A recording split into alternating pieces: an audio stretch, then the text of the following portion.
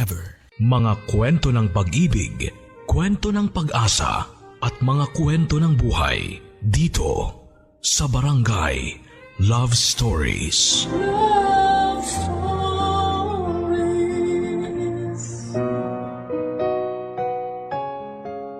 Kung dumating ang araw na mawala ka sa memorya ng taong mahal mo, ipaglalaban mo pa rin ba ang pagmamahal mo kahit na hindi ka na niya nakikilala?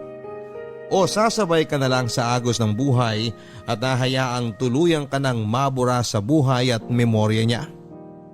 Anong gagawin mo para maalala ka ng taong pinakamamahal mo? Dear Papa Dudut, naniniwala ako na kapag naramdaman mo na ang tinatawag nilang totoong pagmamahal, kahit kailan ay hindi na yon mawawala sa puso mo. Pwedeng dumating ang araw na unti-unting humina ang pandinig natin. Lumabo ang ating paningin, mawala ang panlasa natin pero ang pagmamahal na minsan nating naramdaman para sa isang espesyal na tao kahit kailan ay hindi yun kukupas o mawawala. Kahit pa nga tuluyan na nating makalimutan ang lahat ng taong naging parte ng buhay natin. Papadudot, ako nga pala si Rod, 61 years old, taga Quezon Province at isang dating magsasaka. Aaminin ko na wala talaga akong hilig makinig ng radyo, lalo na ng mga drama o kahit musika pa. Laking bukid kasi talaga ako at sanay ako na nagbabanat ng buto bago pa sumikat ang araw hanggang sa lumubog ito. Wala akong ibang alam na gawin kundi ang magtanim ng palay at mga gulay noon. Pero dahil hilig ng asawa kong si Julia ang pakikinig sa radyo, lalo na ng programa mong Barangay Love Stories, kaya naman naisipan ko na ibahagi na rin ang kwento naming mag-asawa na sigurado akong kapupulutan ng maraming aral at inspirasyon ng ating mga kabarangay na nakikinig ngayon. Papadudot, bata pa lamang ay ulila na ako sa mga magulang. Tanging ang tiyahin ko na lamang na kapatid ng nanay ko ang kumupkop at nagpalaki sa akin. Pero hindi rin magaan ang buhay nilang pamilya dahil meron silang 11 anak ng asawa niya. Kaya naman nang makatapos ako ng grade 6 ay hindi na rin ako nagpumilit pa na tumuloy ng pag-aaral sa high school. Naghanap na lamang ako ng mapagkakakitaan para makatulong sa tiyahin ko. Nagsimula ako sa pagiging tagabantay at tagapaligo ng mga kalabaw sa lugar namin.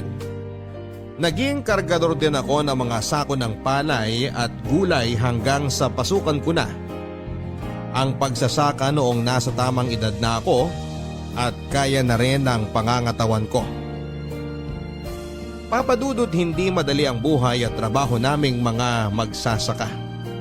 Sa trabahong ito ko talaga nakasanayan na umalis ng bahay nang wala pang araw at umuwi ng palalim na ang gabi.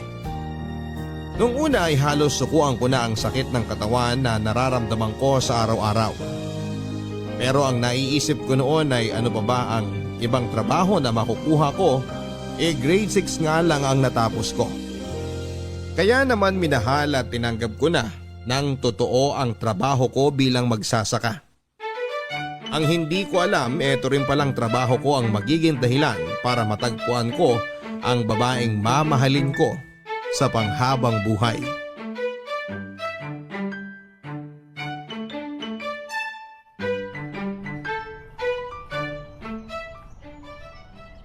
Rod, tama na muna yung trabaho. Magpahinga muna tayo at magtanghalian. Naku, mauna na po kayo, Manong Leo. Mamaya na lang po ako kakain at hindi pa naman po ako nagugutom. Anong sinasabi mong hindi ka pa nagugutom? Kanina ko pa naririnig na kumakalami ang sikmura mo eh. Huminto ka na muna dyan sa ginagawa mo at samahan mo na muna ako mananghalian. Ang totoo po kasi, Manong, wala po akong baon na pagkain para sa pananghalian. Tubig lang po ang meron ako kaya hindi ko rin po kayo masasabayan na kumain. Yun lang bang problema mo? Nako, sumama ka na sa akin dahil sinabihan kong anak ko na dagdagan ang dadalhin sa akin na pananghalian. Napansin ko na puro tubig lang talagang binabaon mo eh. Kung hindi naman suman o kaya biko para sa pananghalian mo. Nanganak na po kasi yung isang pinsan ko na kasama ko sa tinutuluyan kong bahay. Kaya medyo kailangan po namin na mas magtipid ngayon sa mga gastusin. Kaya nga sumama ka na sa akin at sabay na tayong magtanghalian. Tingnan mo nga yung katawan mo oh. Ang payat-payat mo na lalo. Paano ka ba nakakapagtrabaho nang walang masyadong laman ng tiyan mo? Sanay lang po talaga, Manong Leo. Wala rin naman po akong ibang pagpipilian. Tay, pasensya na po, ngayon lang ako nakarating. Ang tagal po kasi dumating nung nagde-deliver ng isda. Ayos lang anak dahil kakatapos lang namin ni Rod sa ginagawa namin. Dinagdagan mo ba ang dala mong pagkain kagaya ng biling ko sa'yo kanina bago ko umalis ng bahay?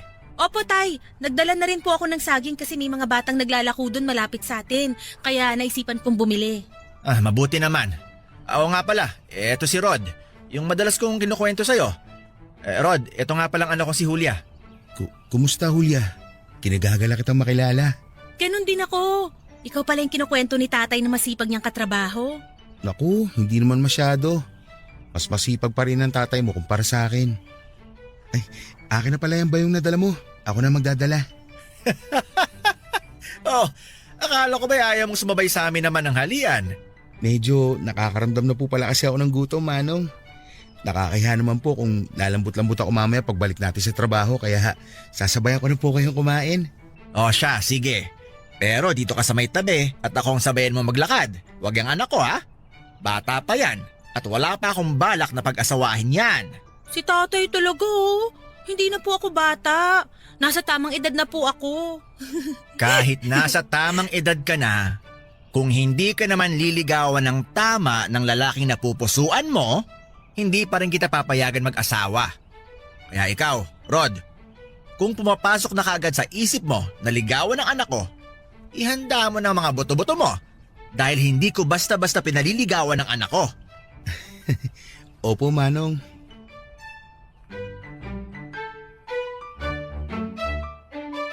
Papadudot nung una ay wala na talaga akong balak na mag-asawa o bumuo ng sarili kong pamilya. Nakita ko kasi sa mga pinsang ko na nag-asawa at nagkaroon ng mga anak kung gaano kahirap ang buhay at kung gaano sila nahihirapan. Pati na ang kanilang mga anak. Kung ako pa nga lang na mag-isa sa buhay ay hirap na. Ano pa yung magdagdag ako ng kasama ko sa buhay? Pero papadudot tila nagbago ang lahat ng mga plano ko nang makilala ko ang anak ni Mang Leon na si Julia. Bago lamang silang mag-ama sa lugar namin at masasabi ko na sobrang bait talaga ni Mang Leo. Noong minsan kasi na magkakwentuhan kami at nalaman niya ang tungkol sa kwento ng buhay ko ay sinabihan niya ako na pwede ko rin daw siyang ituring na parang tatay ko dahil wala naman akong kinagisnaan na ama. At noong araw na ipinakilala niya sa akin si Julia, kahit alam ko na medyo pabero ang mga bilin niya tungkol sa pagpapaligaw niya sa anak niya, ramdam ko na istrikto talaga siya pagdating sa bagay na yon. Kaya nga matagal ko ring pinag-iisipan kung dapat ko bang ituloy ang plano kong panliligaw sa kanya. Kaya lang papadudot mula nang makita at makilala ko nga si Julia ay hindi na talaga siya maalis-alis pa sa isipan ko. Palagi din akong may kaba na nararamdaman sa tuwing makikita ko siya na pilit kong hindi pinapahalata. Hanggang sa dumating na nga po ang araw na nag-decide akong umakyat na ng ligaw sa babaeng napupusuan ko, papadudot.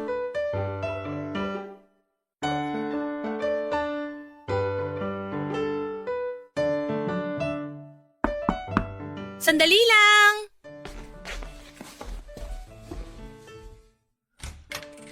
Oh, Rod, ikaw pala yan.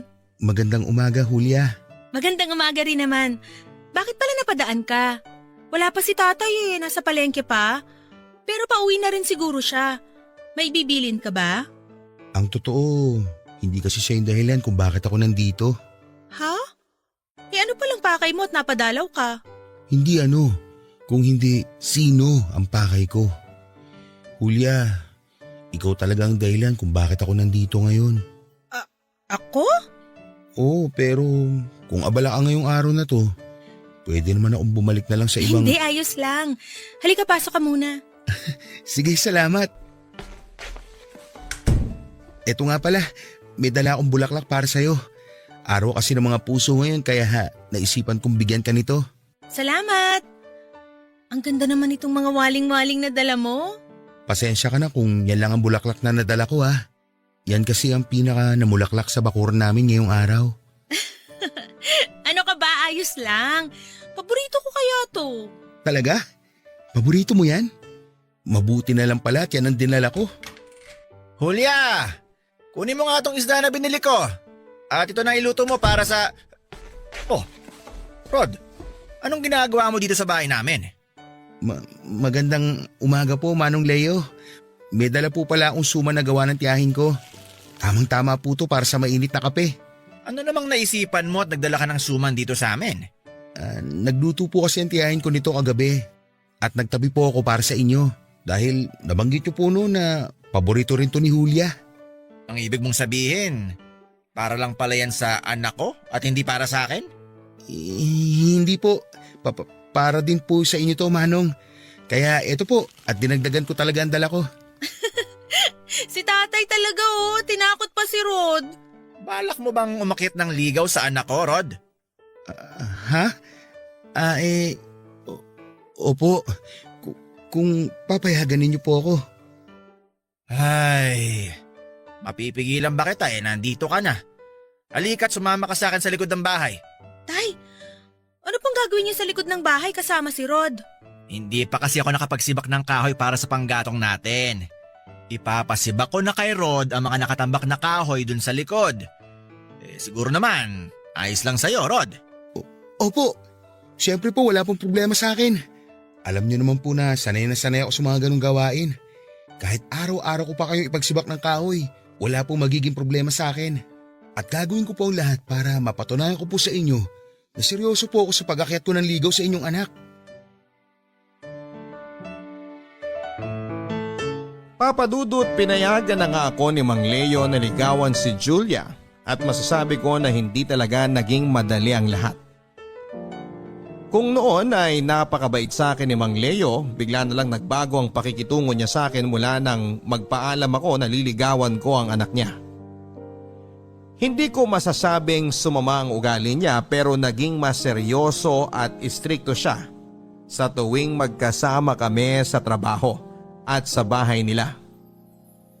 Marami rin siyang pinagawa sa akin kagaya na lamang ng pagsisibak ng kahoy para gawing panggatong nila sa pagluluto. Pag-iigib ng tubig mula sa poso na may 4 na kilometro ang layo mula sa bahay nila. At dumating din ako sa punto na kinausap ko ang mga pinsang kong lalaki para tulungan akong haranahin si Julia. Marami pa akong ginawa na mahihirap na bagay para lamang maligawan si Julia na hindi ko na iisa-isahin pa. Pero hindi ko yon ginawa dahil gusto yon ni Mang Leo at wala akong pagpipilian. Ginawa ko ang lahat ng yon para mapatunayan sa kanya na seryoso ako sa pagmamahal ko sa anak niya. Papadudot, habang tumatagal na mas nakikilala ko ng lubusan si Julia, ay mas lalo ko siyang minamahal. Marami kasing katangian sa kanya ang talaga namang kamahal-mahal.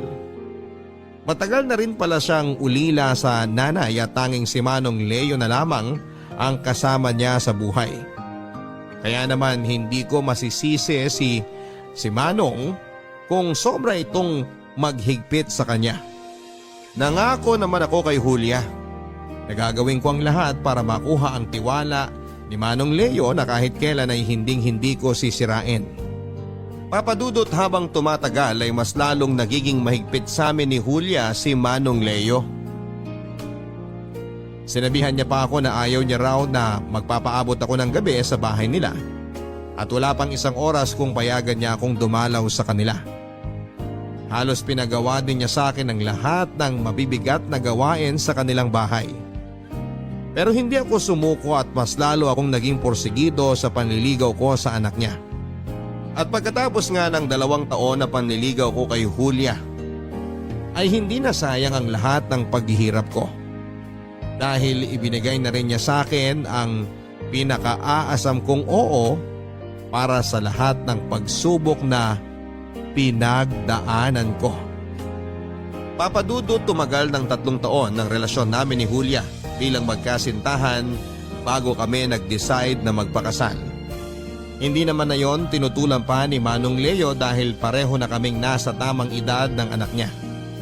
At sa araw ng kasal namin ay binigyan kami ni Manong Leo ng sariling bahay at lupa na pwedeng sakahan bilang regalo niya sa aming dalawa. Papa Dudut, naging napakasaya ng unang mga taon ng pagsasama namin ni Julia. Doon ko rin siya mas nakilala at mas lalong minahal. Doon ko rin po na-realize na hindi talaga nagkamali ang puso ko sa pagpili ng babaeng mamahalin nito. Sobrang maasikaso, malambing at mapagmahal na asawa kasi ni Julia. Palagi niya pa rin kaming dinadalhan ni Manong Leo ng pananghalian kahit pa ipinagbubuntis na niya ang unang anak namin. Hanggang sa makapanganak na nga siya at nasundan pa ng 3 ang mga anak namin. Papa Dudut, habang lumalaki ang mga anak namin ay mas lumalaki rin ang mga gastusin sa bahay. Nagsimula na kaming magipit at dahil ako ang padre de pamilya sa bahay ay ayokong masanay kami na palaging humihingi ng tulong sa tatay niya. Kaya naman ginawa ko ang lahat para makapag-abot ng sapat na pera kay Julia para sa bahay. At kung hindi man sapat ang perang inabot ko, si Julia naman ang gumagawa ng paraan para mapagkasya yon. At kahit gaano pa kami nagigipit na mag-asawa, kahit kailan ay hindi niya ako inaway o sinumbatan sa perang inabot ko sa kanya na para sa pamilya namin. Wala akong naririnig na reklamo sa kanya at pilit niyang pinagkakasya ang lahat para sa amin. Kahit malaki o maliit man ang inaabot ko sa kanyang pera, palagi lang siyang malambing sa akin, maasikaso at maalaga, Papa Dudut. Sinisigurado niya na pagdating sa bahay ay wala na akong ibang gagawin kung hindi ang magpahinga na lamang. Ganon siya kabait, Papa Dudut. Ganon kabuti ang asawa ko.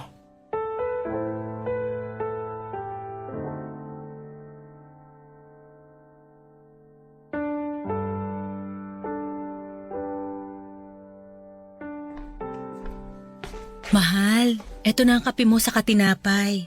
Magpahinga ka muna at magmerienda. Maya-maya pa uwi na rin ang mga anak natin mula sa eskwela. Mabuti naman dahil papalubog na rin ang araw. Ayokong abutan sila ng gabi na nasa labas pa rin ng bahay. Naku, ang asawa ko. Habang tumatagal, nagiging mahigpit na tatay talaga. Hayaan mo nang paminsan-minsan makapaglakwatsya ang mga bata. Ayoko nang nasasanay silang palaging nasa labas ng bahay na to.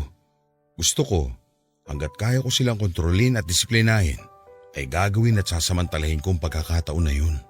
Ikaw ang bahala, mahal. Matalino naman ang mga anak mo, kaya sigurado akong naiintindihan nila kung bakit ka naghihigpit sa kanila. Oo nga pala, mahal. Ipasalubong ako sa'yo. Ang paborito mong waling-waling. Pinitas ko dun sa bakur na kumpare natin nung mapadaan ako sa kanila kanina. Naku, mahal, salamat. Hindi ka na dapat nag-abala pa ng ganito kasi matatanda na tayo. Hindi naman ibig sabihin na matatanda na tayo tapos na ligawan ka. Dahil kahit uugod-ugod na tayo, gagawin ko pa rin ang lahat para mapaglingkuran at mapakilig ka. Ang sweet talaga ng mahal ko. Siyempre sabi nga nila, kalabaw lang ang tumatanda at nawawalan ng tamis sa katawan. At hindi mangyayari sa atin yun. Mahal, eto na rin pala yung kinita ko para sa huling ani natin ng palay. Ayan, tamang-tama dahil kailangan na rin nating bayaran ang matrikula sa eskwelahan nila Wendy para makapag-exam siya. Oo nga pala. Pinaalala mo nga pala sa akin na kailangan mo na mas malaking budget para sa buwan na to. Huwag mo nang isipin yun. Ayos na tong binigay mo sa akin dahil alam ko naman na ginawa mo ang lahat para makapagtrabaho ng maayos. Ako na lang ang gagawa ng paraan para sa kailangan pang bayaran dito sa bahay. Pasensya ka na, mahal ha. Ang baba kasi talaga ng kuha nila sa mga palay natin Halos nababawi lang natin ang nilabas nating pera na para sa puhunan. Madalas nga ay abonado pa tayo dahil sa nangyayari na to. Mahal, Huwag ka nang panghinaan ng loob dahil naiintindihan ko naman ang sitwasyon natin ngayon. Kaya ko namang diskartehan ng ibang gastusin dito sa bahay at doblehin ang pagtitipid natin sa ulam. Isa pa, dumaan dito si tatay kanina at nag-iwan ng mga gulay at prutas. Sa mga pagkain pa lang na yun, malaki na ang matitipid natin. Kaya wag mo nang masyadong alalahanin pa ang tungkol sa pera. Salamat talaga, mahal ah. Alam mo ba sa tuwing pinanghihinaan ako, sa'yo lang talaga ako kumukuha ng lakas ng loob. Sino pa ba naman ang magdadamayan dito at magtutulungan kung hindi tayo rin na mag-asawa? Saka alam mo, mahal, napansin ko pala na nangangayayat ka na. Pwede bang bawasan mo ang labis na pagpupuyat, lalo na ang labis na pagtatrabaho? Ito lang naman ang kaya kong gawin para sa pamilya natin. Ang magsipag sa trabaho. Pero hindi ibig sabihin nun, pababayaan mo na ang katawan mo. Mahal, huwag mong masyadong isipin ang mga tumataas na bilihin sa palengke o ang mga gastusin dito sa bahay. Ang isipin mo, ang kalusugan mo. Dahil yun ang mas importante sa akin at sa amin ng mga anak mo. Ikaw mismo at hindi ang pera na pinaghirapan mo. Kaya mahal, please lang. Huwag mong pabayaan ang sarili mo para na rin sa amin ng mga anak mo.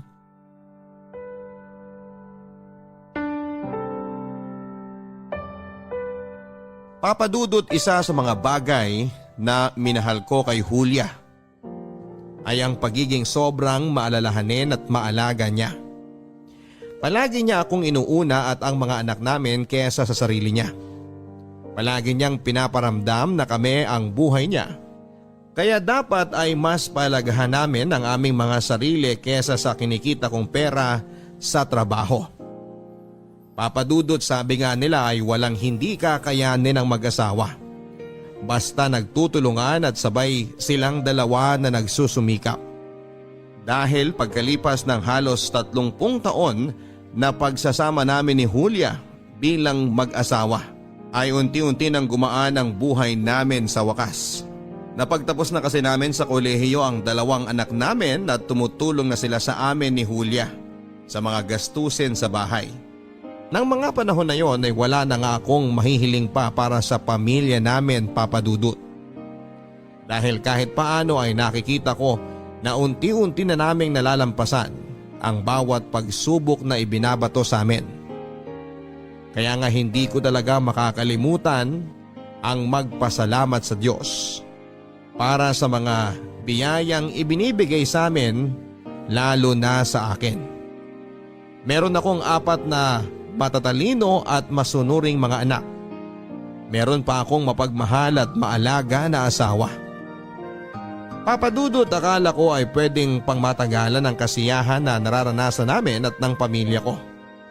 At akala ko rin ay tapos na ang mga pagsubok na ibinigay sa amin upang kami ay mas lalong patatagin.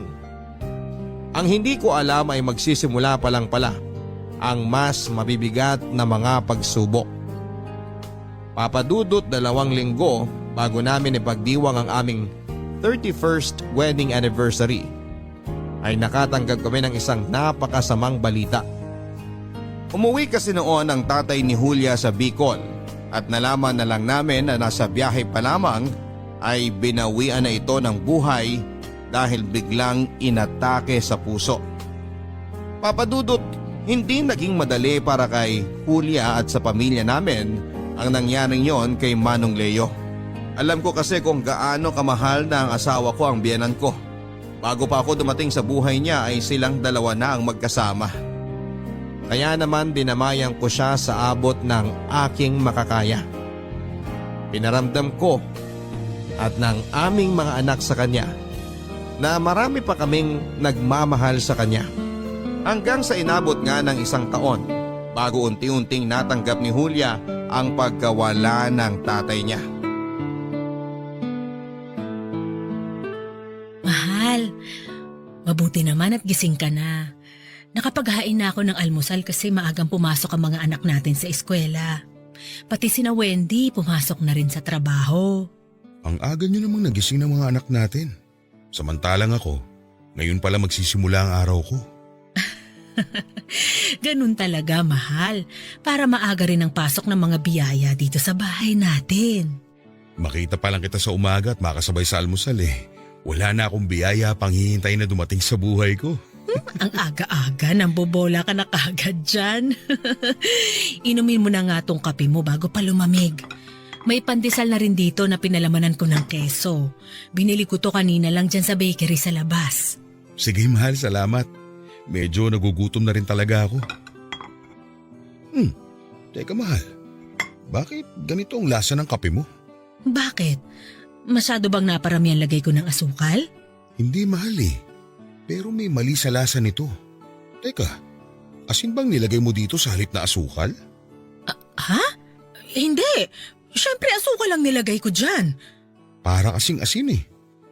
Saka bakit itim ang palaman nitong pandesal? Akala ko ba keso to? Eh kaya naman pala itim ito eh. Kasi kape itong nakapalaman sa pandesal. Paano naging kape yan? Keso ang nilagay ko dyan. Sigurado ako. Ito pa nga ang keso na hiniwa ko. Teka. Bakit nga ba walang bawas tong keso na to? Ito rin yung pinalaman ko sa pandesal na baon ng mga anak natin. Rod, maniwala ka. Keso talagang pinalaman ko sa pandesal na yan. Keso at hindi kape. Mahal, kumalma ka muna. Naniniwala ako sa mga sinasabi mo. Huwag ka nang umiyak. Hindi ko kasi maintindihan kung bakit naging kape ang mga nasa tinapay na yan. At kung bakit ganyan ang lasa ng kape mo. Baka nagkamali ka lang ng tingin kanina. Hayaan mo na. Pwede ko namang kainin tong tinapay kahit kape ang palaman eh. Mahal naman eh. Huwag kang nga magbiro ng ganyan. Hindi ako nagbibiro. Ayos lang talaga sa akin. Mas okay sa akin na kainin ng mga ito kaysa masayang pa. Kaya huwag ka nang umiyak at mag-alala sa almusal na nakahain dito sa lamesa. Dahil uubusin ko lahat ng ito. Pero mahal, napapansin ko lang na napapadalas ang pagiging makakalimutin mo dito sa bahay. Nung isang beses, nakalimutan mo na patayin ang apoy sa kalan. Tapos nagsaing ka. Bigas lang ang laman ng kaldero. At nung isang araw, nagluto ka ng adobong manok na puro suka lang ang sabaw. Mahal, sa tingin ko kailangan na nating… Ayos lang ako, mahal. Ayokong dumagdag sa mga gastusin dito sa bahay. Pero baka kasi may mga gamot ka lang na kailangang inumin para hindi ka maging makakalimutin. Kaya siguro mas mabuti kung kukonsulta na tayo sa doktor. Mahal, hindi pa natin tapos bayaran ang mga naiwan na utang ni tatay bago siya namatay. Kaya ayoko munang magdagdag ng panibagong gastusin. Isa pa, ayoko ring maging pabigat sa mga anak natin. Pasensya na talaga kung nagkakaganito ako nitong mga nakaraang araw. Pipilitin ko na lang na ayusin ang bawat kilos ko dito sa bahay.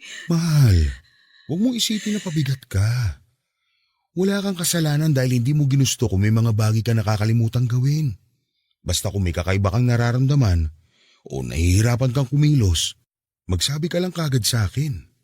Ay, oo, mahal. Pasensya na talaga.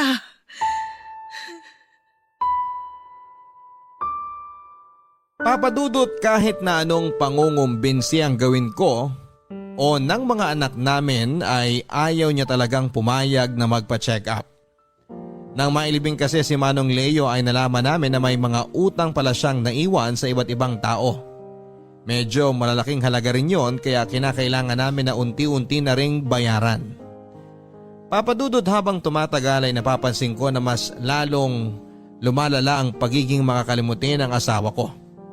Ilang beses na siyang nagsasaing ng walang laman na tubig ang kaldero.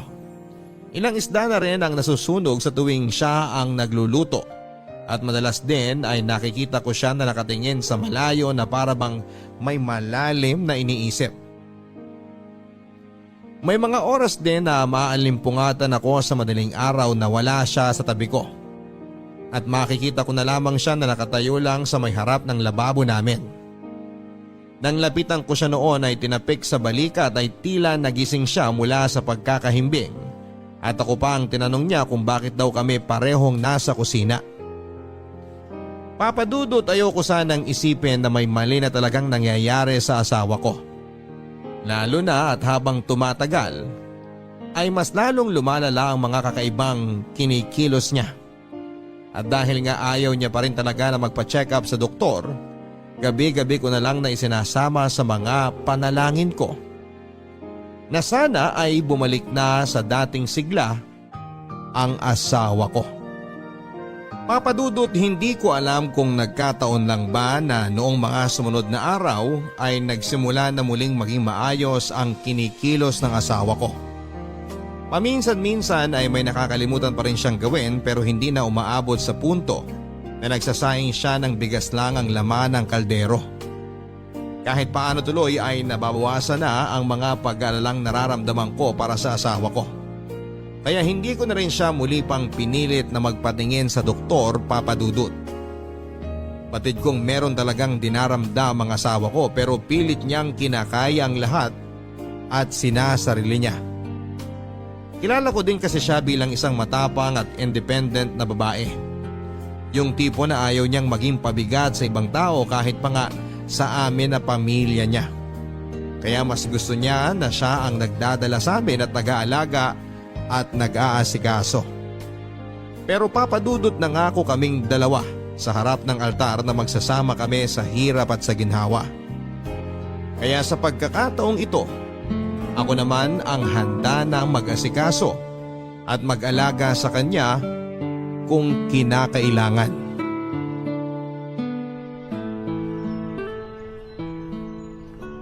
Wendy anak, saan ka pupunta? Akala ko ba wala kang pasok sa trabaho ngayon? Wala nga po, Tay. Pero aalis lang po ako sandali para bumili ng shampoo at sabon natin. Isasama ko na rin po ang toothpaste dahil paubos na rin po yung natitira. Ganun ba? Huwag ka na lang masyado magpapagabi sa labas ha. Alam mo naman ang panahon ngayon. Wala nang pwedeng pagkatiwalaan na ibang tao. Opo, Tay.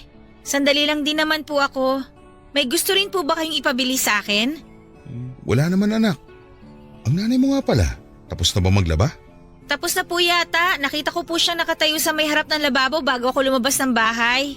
O siya sige. Sa kanya na lang ako magpapatulong magbuhat ng mga pinamili ko na to. Umalis ka na at nang hindi ka masyadong gabihin sa lakad mo. Mag-iingat ka ha. Sige po, Tay. Salamat ho.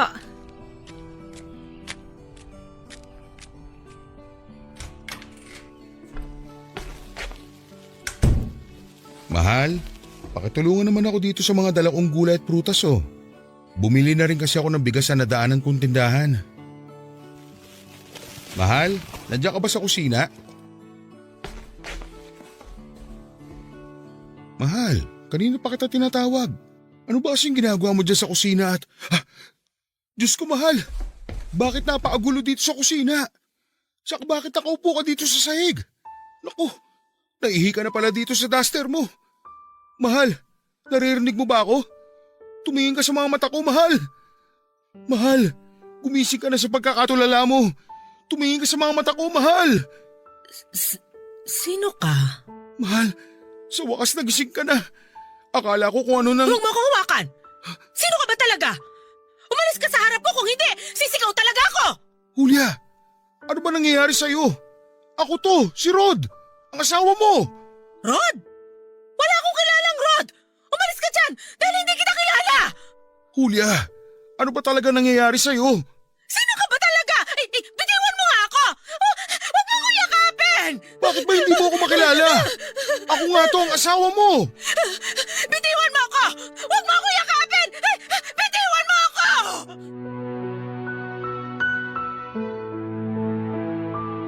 Papadudot, halos umiyak na ako sa harapan ng asawa ko bago niya ako nakilala. Nang makita niya ang kanyang sarili na nakaupo sa sahig na basa ng ihi niya, ay naiyak na rin siyang yumakap sa akin habang paulit-ulit na humihingi ng pasensya. Wala raw siyang maalala sa lahat ng nangyari at napakasakit lang daw ng kanyang ulo. Pinatahan ko naman siya at pilit na pinakalma dahil iniisip ko noon na baka lalong mapasama sa kanya ang ginagawa niyang pag-iyak. Papadudot, ng araw na yon ay tuluyan ko nang nakumbinsi ang asawa ko na magpatingin sa doktor. At noon nga din ay nalaman namin na meron siyang early onset Alzheimer's disease. Isang uri ng sakit ng pagkalimot na pwede raw niyang namana mula sa mga magulang niya. Isa rin daw na pwedeng naging dahilan ng maagang paglabas ng mga sintomas ng sakit na yon ay ang labis na stress at kalungkutan niya mula sa pagkawala ng kanyang tatay. Papadudod sa pagkakataon na ito ay hindi po talaga naging madali sa aming pamilya. Lalo na sa aming mag-asawa ang sitwasyon namin dahil sa sakit ng asawa ko. Hindi na kasi siya pwedeng maiwan ng matagal sa bahay nang walang ibang kasama. Hindi rin siya pwedeng lumabas o kahit na pumunta sa palengke na siya lang mag-isa, at ang pinakamahirap na parte sa lahat ay yung mga oras na hindi niya talaga kami nakikilala.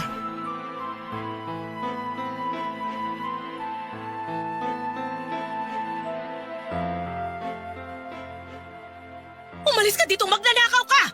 Nay, ano bang sinasabi niyo magnanakaw? Ako po ito. Anak niyo ako, si Wendy. Napakasinungaling mong babae ka! Wala pa akong anak kaya umalis ka dito sa pamamahay namin ng asawa ko bago pa kita ipabarangay! Nay naman eh. Pagod ako galing trabaho, wag naman po kayong ganyan. Aalis ka ba dito o babatuhin kita nitong timbang hawak ko? Nay, tama na po! Tumigil na po kayo sa paghuhula ninyo! Ako nga po ito si Wendy! Yung panganay ninyong anak! Hindi ka ba talaga aalis na babae ka? Teka nga, kukuha ko ng kutsilyo para… Wendy anak, ano ba nangyayari dito? Julia, bakit may hawak ang timba? Naku mahal, mabuti at nakauwi ka na. Itong babae na to, nagpupumilit na pumasok sa kwarto. Tay, kanina pa po ako dito. Ayaw po akong papasukin ni nanay sa kwarto kasi hindi niya ako makilala.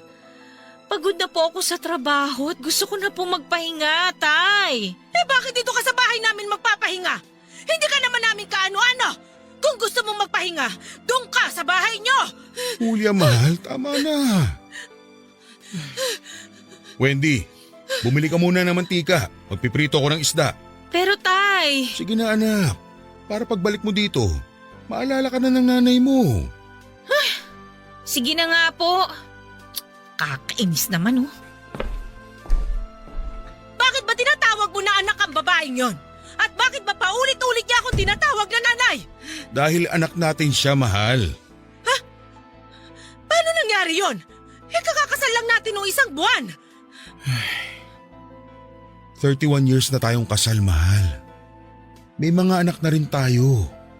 At ang babae na kanina mo pa pinapaalis ay ang panganay nating si Wendy. Pero paano ngang nangyari yon? Bakit hindi ko sila…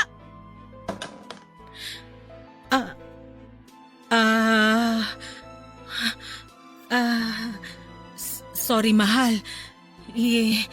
Hindi ko sinasadyang makalimutan ng mga anak natin. Nasaan ba si Wendy? Hihingi ako ng tawad sa kanya. Inutusan ko muna sandali sa labas. Babalik din siya kaagad. Sorry talaga, mahal. Tahan na, mahal. Hindi mo kailangan mag-sorry sa akin o sa amin ng mga anak mo. Ang mahalaga ngayon, naaalala mo na ulit kami. Halika, aalalayan kitang makaupo para makainom ka na ng gamot mo. Mahal, salamat ha. Salamat sa lahat ng pag-unawa mo sa akin. At sa sakit ko na to. Mahal kita eh. Kaya gagawin ko ang lahat para maintindihan ang sitwasyon mo. Hindi nga ba't may pangako tayo sa harap ng Diyos na magsasama tayo sa hirap at ginhawa? At tutuparin ko ang pangako na yun habang nabubuhay ako, Julia. Papadudod sa tuwing susumpungin ng sakit ng asawa ko, ay ako ang palagi niyang pinakaunang naaalala at nakikilala. Ako lang din ang nakakapagpakalma sa kanya sa tuwing nagwawala siya at madalas ay nauuwi yon sa mahigpit na yakap at iyakan. Papadudot aaminin ko na nahihirapan po talaga ako sa nangyayari sa asawa ko. Mabuti sana kung ako lang ang naapektuhan. Pero pati na rin ang mga anak ko. Ang dalawang bunso kasi namin ay nasa kolehiyo na at malaki na rin ang gastusin para sa kanilang pag-aaral. Mabuti na lang talaga at malawak ang pangunawa ng dalawa kong naunang anak na nagtatrabaho na dahil sila ang gumagastos para sa pangmatrikula ng kanilang mga kapatid. Kaya lang dahil pagod sila sa trabaho ay nagiging mainitin ang ulo nila pagdating sa nanay nila. Lalo na kapag hindi sila naaalala nito at pilit na pinapaalis ng aming bahay. Pinapaliwanag ko naman sa mga anak ko na sana ay mas lawakan pa ang kanilang pangunawa sa kanilang nanay.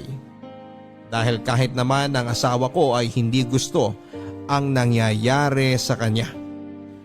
Madalas din ay ako lang ang nag-aasikaso sa asawa ko, Papa Dudut.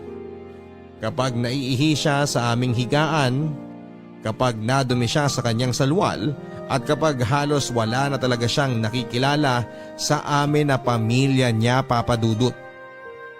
Nakakapagod talaga ang sitwasyon ko bilang asawa niya. Pero nangako ako sa sarili ko na hindi ko susukuan ang asawa ko kahit na ano pa ang mangyari. At tutuparin ko ang pangako na binitawan namin sa isa't isa noong araw na ikinasal kaming dalawa. Papa Dudut, lumipas ang 1 taon na nakasanay na namin ang sakit ng asawa ko. Alam ko na ang mga dapat kong gawin para pakalmahin siya sa tuwing nagwawala siya. Hanggang sa makilala niya na kami ng mga anak niya. Nakapag-adjust na rin kaming lahat sa bahay kung paano alagaan ang asawa ko. Lalo na ngayon na hindi siya madalas na sinusumpong ng sakit niyang pagkalimot. Papa Dudut, kahit paano rin ay nagagawa na naming maging masaya at mag-celebrate ng mga espesyal na okasyon. Kaya akala ko ay pwede na kaming muling bumalik sa dati naming masayang pamilya. Pero hindi pa rin pala, Papa Dudut. Dahil kung kailan naman naging muling magaan ang sitwasyon para sa aming pamilya, ay muli ring susubukin ang aming katatagan. Papa Dudut, na stroke po ang asawa ko na kaagad naming isinugod sa ospital. At halos umiiyak akong nagwala nang sabihin sa amin ng doktor na comatose ang asawa ko at kung magising man siya ay baka hindi na rin magtagal ang kanyang buhay. Papa Dudut, sa ikalawang pagkakataon ay hindi ko sinukuan ang asawa ko. Sinabi ko sa mga doktor na maghihintay ako na muling magising ang asawa ko. At alam ko na malalampasan pa niya ang taning na ibinigay sa kanya ng doktor. Mula nga noon ay hindi na ako umalis pa ng ospital at araw-araw din akong pumupunta ng chapel para makiusap sa Diyos. Nadugtungan pa ang buhay ng asawa ko. Dahil, Papa Dudut, sa totoo lang ay hindi ko pa alam kung handa na ba akong mawala sa akin ng asawa ko. Kung handa na ba akong iwanan niya ako. Sa loob ng mahigit na 30 taon ay siya ang naging buhay ko. Si Julia ang nagbigay ng dahilan para sa akin na magkaroon ng mga pangarap at masayang buhay.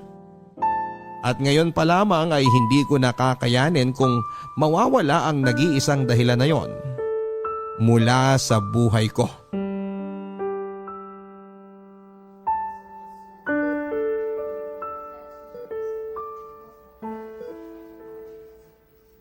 Tay, dinalhan ko po kayo ng pagkain tsaka damit na pamalit sa suot ninyo ngayon. Salamat, Wendy. Iwan mo na lang muna dyan at mamaya na ako kakain. Sige po. Nakausap ko po pala yung doktor kanina. Ang sabi niya, stable na raw po si nanay at pwede na siya magising anumang oras. Sinabi niya rin yan sa akin kagabi, anak. Kaya nga, kahit papano ay gumagaan na ang loob ko ngayon.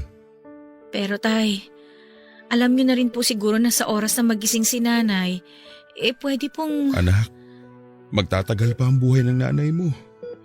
At naniniwala ako na matagal pa rin natin siyang makakasama.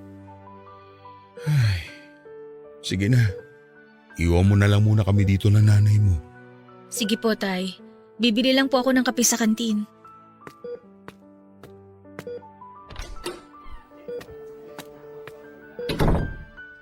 Mahal, alam ko na matagal pa kitang makakasama. Naniniwala ako na bibigyan pa tayo ng Diyos na mas mahabang panahon. Kaya gumising ka na, pakiusap. Gumising ka na, mahal ko. Sino ka? Bakit ka umiiyak? At bakit hawak mo ang kamay ko? Mahal, nagising ka na. Magkakilala ba tayo? Oo, ako yung lalaking nagdadala palagi sa'yo ng bulaklak dati. Eto nga may mga bagong pitas din ako kanina lang. Mga waling-waling. Ito yung bulaklak na naging paborito ko mula nang dalin sa akin ng isang manliligaw ko nung araw ng mga puso. Naging paborito mo lang to nung araw ng mga puso. Oo. Naging paborito ko lang ang waling-waling nang dalin yan sa akin ng isang manliligaw ko noon. Ay, naaalala ko tuloy siya. Yung lalaking kauna-unahang minahal ko at pinangakuan ng panghabang buhay na pagsasama. Yung lalaking hindi nawala sa tabi ko kahit naging sobrang pabigat na ako sa buhay niya. Yung lalaking hindi napagod na mahalin ako. At kahit kailan, hinding-hindi mapapagod na mahalin ka. Julia, ako to. Si Rod. Yung lalaking mahal mo at mahal na mahal ka. Rod? Oo nga. Ikaw nga si Rod na asawa ko. Mahal. Sorry kung hindi kita nakilala agad. Sorry kung hindi kita naalala. Mahal, tama na. Huwag ka nang umiyak at mag-sorry. Wala kang kahit na anong kasalanan. Ang mahalaga ngayon ay gising ka na at naaalala mo na ako. Mahal. Salamat talaga, ha? Salamat sa lahat ng pag-aalaga at pagmamahal mo sa akin. Salamat sa lahat ng ginawa mo para sa akin. Wala kang dapat na ipagpasalamat. Ginagawa ko ang lahat ng ito dahil mahal kita. Mahal, kung sakali man na muling mawala ang alaala ko at sa mga oras na hindi na kita nakikilala, tandaan mo sana na mawala man ang lahat ng tao sa memorya ko. Hinding-hindi naman mawawala ang pagmamahal na nararamdaman ko para sa'yo. Ang pagmamahal ko para sa'yo, ang palagi kong susi para maalala ko kayong lahat. Lalong-lalo ka na, mahal. At ito rin ang tandaan mo, mahal. Kahit kailan, hindi ako mapapagod na iparamdam sa'yo kung gaano ko kaswerte dahil ikaw ang asawa ko. Palagi kong ipaparamdam sa'yo kung gaano kita kamahal mula nung unang araw na nagkakilala tayo hanggang sa habang buhay na magkakasama tayong dalawa. Mahal na mahal kita, Julia. Mahal na mahal.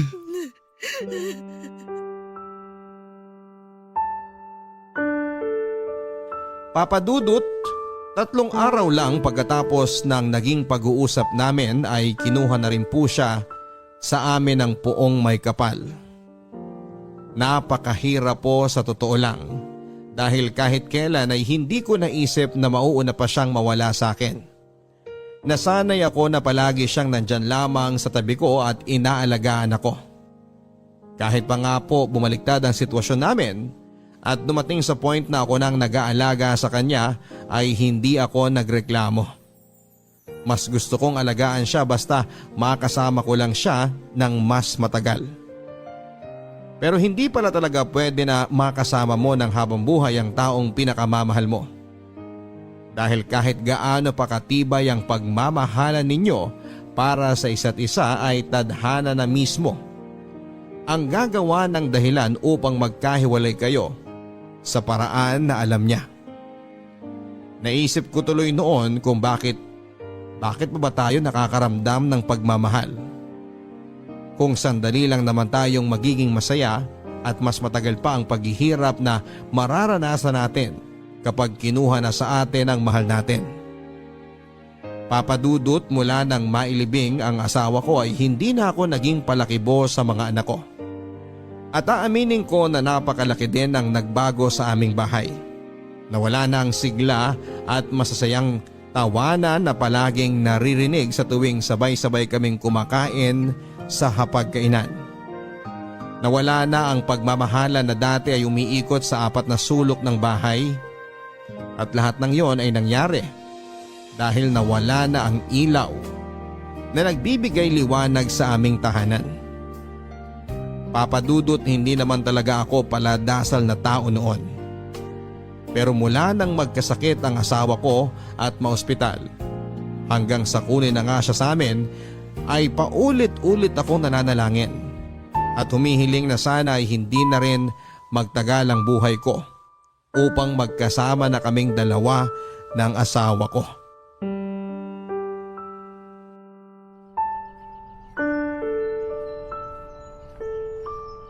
Mahal, kamusta ka na dyan? May dala nga pala akong paborito mong bulaklak na waling-waling. Mga bagong pitas yan mula sa bakuran ng kumpare natin. Mahal, miss na kita. Habang tumatagal na hindi kita nakakasama, pakiramdam ko lalo ako nanghihina. Mahal, baka pwede namang pakiusapan mo ang Diyos na pasunurin na ako sa iyo kaagad.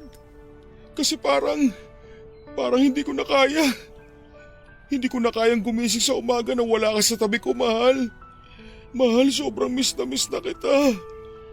Kung alam mo lang. Tay, sabi ko na nga ba't dito ko kayo mahahanap sa may puntod ni nanay eh. Pauwi na rin ako maya-maya lang. Mauna ka na at palalim na ang gabi. Susunod na lamang ako. Hihintayin ko na po kayo para sabay na po tayong umuwi. Wendy anak, may isang tanong lang ako sa iyo. Naging mabuti ba akong ama sa inyo ng mga kapatid mo? Sobra po, Tay. At kung bibigyan man po ako ng pagkakataon na makapili ng magiging magulang ko sa susunod na buhay ko, kayo pa rin po ni nanay ang pipiliin ko na maging magulang. Mabuti naman kung ganon. Alam mo kasi sa totoo lang, iniisip ko kung naging mabuti rin ba akong asawa sa nanay ninyo. Bago pa man po magkasakit si nanay noon, naikukwento niya na po sa aming magkakapatid kung paano po kayo nagsimula bilang magkasintahan hanggang sa maging mag-asawa na po kayo at maging anak ninyo kami.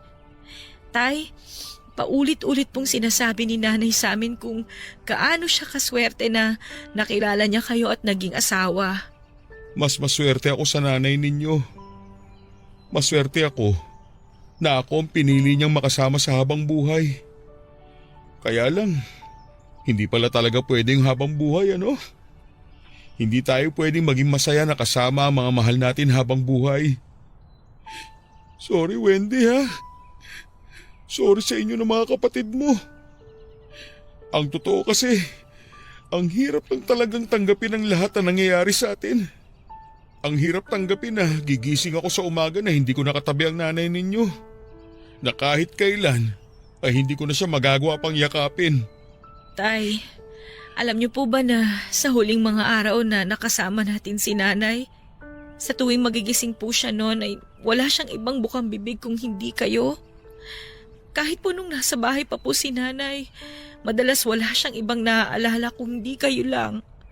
Mahal na mahal niya po kayo, Tay. Ganun din naman ako sa kanya. Pero wala na nga siya, Wendy. Kinuha na sa atin ang nanay mo at hanggang ngayon hindi ko yun matanggap. Alam ko naman po na napakahirap talagang tanggapin ang bagay na yon. Pero hindi lang naman po kayong nawalan, Tay. Pati rin po kaming mga anak ninyo. Hindi naman kasi madali ang lahat, anak. Napakahirap para sa akin ang pagkawala ng nanay ninyo. Siguro nga po, hindi namin talaga maiintindihan ang sakit na pinagdadaanan ninyo ngayon dahil kayo po ang mas matagal na nakasama ni nanay.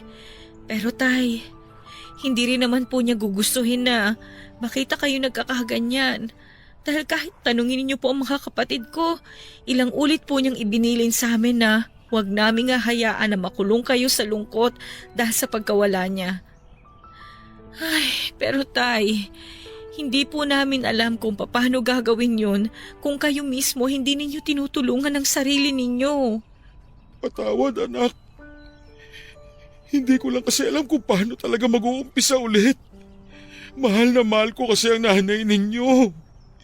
Siya ang naging buhay ko sa napakaraming taon na lumipas. Hayaan niyo po na sana matulungan namin kayo sa pag-move on niyo, Tay. Sabay-sabay natin na pag-aralan tsaka tanggapin na kahit kailan hindi na talaga babalik si nanay sa atin. Pero hindi naman po ibig sabihin na natanggap na natin na wala na siya. Kalilimutan na po natin siya. Oo, Wendy. Tama ka. Susubukan ko na talagang tanggapin ang lahat. Pero hindi ko kakalimutan ang nanay ninyo.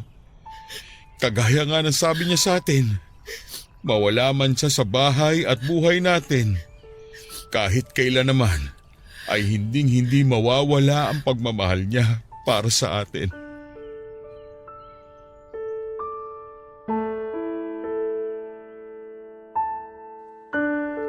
Papa Dudut, alam kong tama naman ang lahat ng sinabi ng anak kong si Wendy. Kung nakikita lamang ako ng nanay niya na nakakulong sa matinding kalungkutan dahil sa pagkawala niya, ay hindi siya matutuwa. At pwede niya ring ikalungkot ang nangyari sa amin kung nasaan man siya ngayon. Papa Dudut, bago tuluyang maalam sa amin noon ang misis ko, ay sinabihan niya ako na magbitaw raw ako ng isang pangako sa kanya. Pangako na kakayanin ko ang lahat ng hirap at sakit sa oras na mawala na siya. Papa Dudut, nagbitaw ako ng pangako ng araw na yon para lamang mapanatag ang loob ng asawa ko. Kahit ang totoo ay hindi ko alam kung paano ko tutuparin ang pangako na yon. Hindi ko alam kung paano tatanggapin na kahit kailan ay hindi ko na makakasama pa ang pinakamamahal kong asawa. Papa Dudut, kahit gaano kabigat para sa akin ang lahat, ay nag-decide na akong tulungan ang sarili ko. Nakalimutan ang sakit dahil sa pagkawala niya. Ayaw ko rin kasi na maramdaman ng mga anak namin na dalawa kami ng asawa ko na nawala sa kanila. Kaya kinabukasan nga ay sinimulan ko nang mag-move on sa pamamagitan ng paglilinis ng kwarto naming mag-asawa. At habang inaayos ko ang mga gamit niya ay nakakita ako ng isang sulat na alam kong siya ang may gawa. Binuksan ko ang sulat na yon at binasa. Nalaman ko na sinulat pala niya yon pagkatapos na naging unang check-up niya sa doktor niya. Ang sabi niya sa sulat ay humihingi siya ng tawad para sa mga araw na hindi niya maalala kung sino ako at ano ako sa buhay niya. Sinabi din niya na hindi siya nagkamali ng lalaking pinili na mahalin at makasama sa panghabang buhay. Na araw-araw siyang nagpapasalamat sa Diyos dahil dumating raw ako sa buhay niya. Kung sakali man daw na dumating ang araw na hindi na raw talaga bumalik ang kanyang memorya, hindi ibig sabihin noon ay hindi na rin babalik ang pagmamahal niya para sa akin. Dahil sigurado raw siya na mawala man ang lahat ng kanyang memorya, hindi naman mawawala ang pagmamahal niya para sa akin. At sa huling parte ng sulat na yon ay nangako siya na sa oras na mauna man siyang mawala sa akin at nagkaroon siya ng pagkakataon na makita niya ang Diyos sa langit, hihiling daw siya na paulit-ulit na sana ay ako pa rin ang lalaking ibibigay sa kanya ng Diyos upang mahalin at pangakuan ng habang buhay. Papa Dudut, nang matapos kong basahin ang sulat ng asawa ko ay natagpuan ko na lamang ang sarili ko na umiiyak habang niyakap ang papel na hawak ko. Muli kong naramdaman ang bigat at sakit dahil sa pagkawala niya. Pero nangako ako ng araw na yon na gagawin ko ang lahat para kahit paano ay hindi na malungkot ang asawa ko sa tuwing makikita niya ako mula sa langit.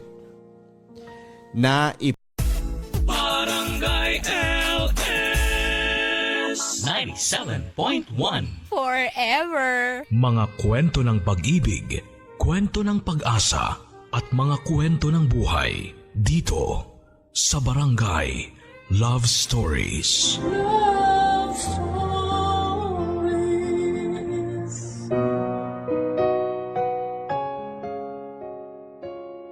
Marami sa atin ang nabibiktima ng maling pagmamahal.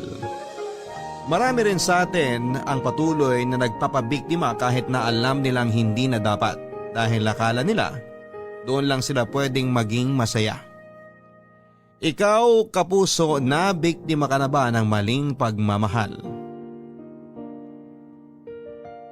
Hindi na bago sa atin ang pagiging marupok pagdating sa pag-ibig. Marami sa atin ang ilang beses nang nakatisod ng maling pag-ibig pero patuloy pa rin ang pagbangon para muling habulin ang mali. Matagal bago tayo matauhan at maisip nating mali na ang hinahabol natin. Minsan kailangan pang tumodo ang sakit bago mo pakawalan. Minsan kailangan pang maging grabe ang epekto sa iyo bago mo maintindihan na kailangan mo nang bumitaw. Ang ating kwento ngayong araw ay may kinalaman sa pagiging marupok sa maling pag-ibig.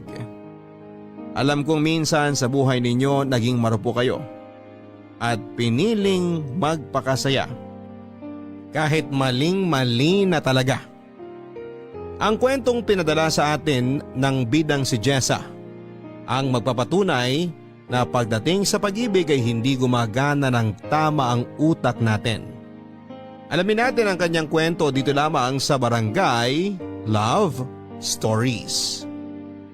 Dear Papa Dudut, magandang araw po sa inyong lahat. Ako nga pala si Jessa, ang pinakamarupok at martir sa lahat.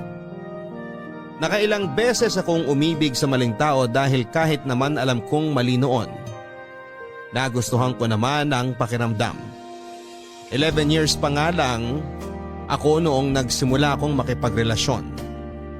Kapitbahay ko lang ang unang naging boyfriend ko. Sa kanya ko unang natikman ang lasa ng halik at mahigpit na yakap. Hindi rin kami nagtagal dahil pinalaya sila sa inuupahan nila dahil nakaaway ng nanay nito ang landlady nila. Hindi na nga siya nagpaalam dahil madaling araw sila noong tumakas. Nalungkot ako ng sobra, Papa Dudut, dahil nawala agad ang first love ko. Nakapag-move on naman ako kaagad makalipas lang ng 3 taon. Yung mga sumunod kong karelasyon, karamihan ay kaklase ko lang sa school. Pinakamatagal na siguro yung 3 buwan. Nakilala nga ako bilang playgirl sa aming batch. Lagi akong laman ng chismis noon dahil masyado raw akong malandi. Ilang beses din akong napaaway dahil sa mga mapanghusgang tao. Hindi naman ako nagpapekto at nagpaligaw pa rin ako ng nagpaligaw. Kahit na aware ako dati na gusto lang akong paglaruan ng mga kinakarelasyon ko, ay nagpatuloy pa rin ako. Hindi kasi ako sanay na mag-isa noon, Papa Dudut. Ayoko sa pakiramdam dati na nababakante ako dahil malungkot yon para sa akin. Makalipas ang ilang taon, nagkaroon na rin ako sa wakas ng seryosong karelasyon. Itago na lang natin siya sa pangalang Raul. 40 anyos na si Raul pero hindi naman nahalata yun sa kanyang mukha dahil parang nasa 20 anyos lamang ito. Nakilala ko siya noong inad niya ako sa Facebook. Nagandahan daw siya sa akin at kinilig ako doon. Kaka-break ko lang noon sa isang ex ko noong nakilala ko si Raul. Kaya naman natuwa ako dahil nakatulong siya sa pag-move on ko. Siya lang ang nakausap ko dati at nakakalandian, ganon din naman raw ako sa kanya.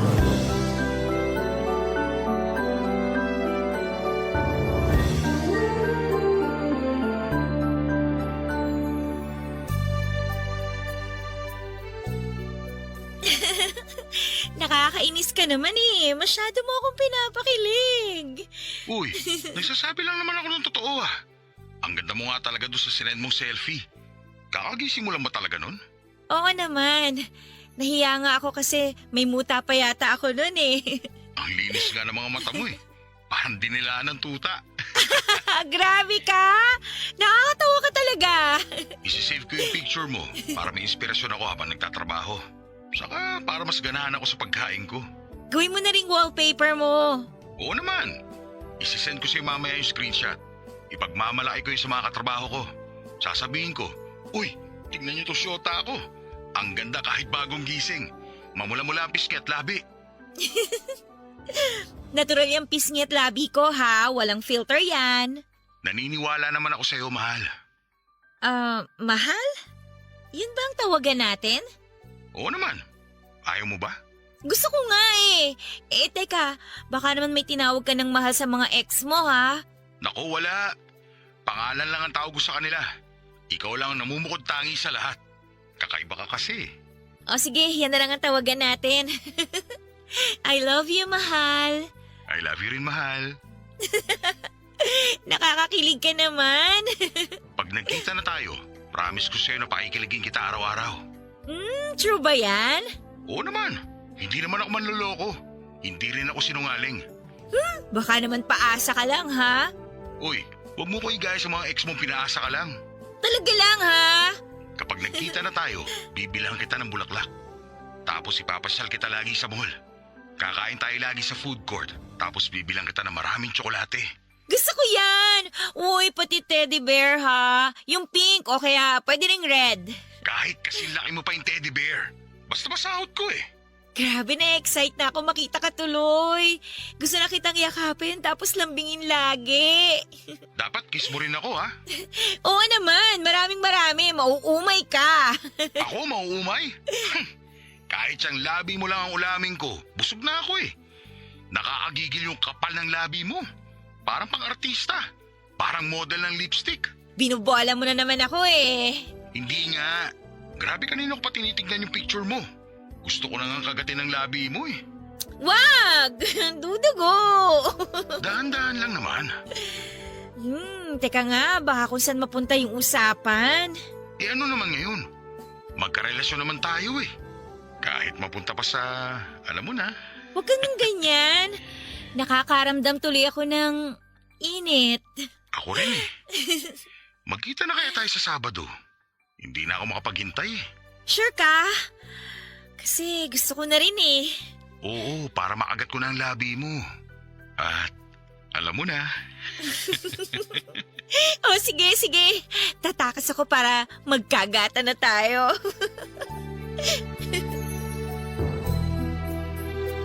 Sa unang pagkikita namin Raul ay may nangyari agad sa amin. Nagkatubili pa ako noong una pero napilit niya ako. Nag-check-in kami muna doon ay may nangyari sa amin. After na may mangyari sa amin ay sa kanya ako pinasyal sa mall at binilhan ng pagkain. Hindi niya ako nabilhan ng teddy bear dahil na short daw siya sa budget pero babawi raw siya sa mga next naming pagkikita. Tuwing nagkikita kami noon, papadudot madalas puro sa mga mumurahing motel. Hindi na nga ako naipapasyal dati kasi sabi niya, mas gusto niya raw yung tahimik at makapagpapahinga lang kami. Nagustuhan ko rin naman yung ganon, yung tipong nagyayakapan lang kami magdamag hanggang makauwi na ako. Never ako naihatid sa bahay dahil sabi niya, natatakot daw siya sa mga magulang ko at naiintindihan ko naman yon. Hanggang sa kabilang kanto niya lang ako madalas na inahatid noon. Nakontento ako sa ganong setup at hindi naman kasi ako nagmamadali. Halos 1 taon na rin kaming magkarelasyon at aaminin kong medyo nanawa na ako noon na puro lang kami motel dati. Pinasimplihan ko siya kung pwedeng doon naman kami sa bahay niya. Kung ayaw niya sa bahay namin. Ang dami niyang sinabi noon sa akin na alibay.